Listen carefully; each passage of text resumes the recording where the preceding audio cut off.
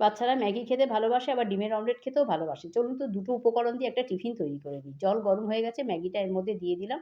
দিয়ে ম্যাগিটা সেদ্ধ করে নেবো, মসলাটাও দিয়ে দিলাম, দিয়ে ম্যাগিটা শুকনো করে নিলাম। এতে যেন কোনো জল না থাকে। এবার একটা বাটিতে ২ টো ডিম ভেঙে নিলাম। ওর মধ্যে পেঁয়াজ কুচি, কাঁচা লঙ্কা কুচি, টমেটো কুচি, ধনেপাতা কুচি, নুন দিয়ে দিলাম। দিয়ে এটা ভালো করে মিক্সড করে নিলাম। ফ্রাই প্যানে তেল দিয়ে দিলাম। দিয়ে তেলটা একটু ভালো করে গরম করে নেব। নিয়ে এবার ডিমের মিশ্রণটা এর মধ্যে ঢেলে দিলাম। এই সময় গ্যাসের আঁচটা খুবই লোতে রাখতে হবে। দিয়ে চারিদিকে এটা ছড়িয়ে দিলাম। এবারে ম্যাগিটা আস্তে, আস্তে এর ওপরে দিয়ে দিলাম।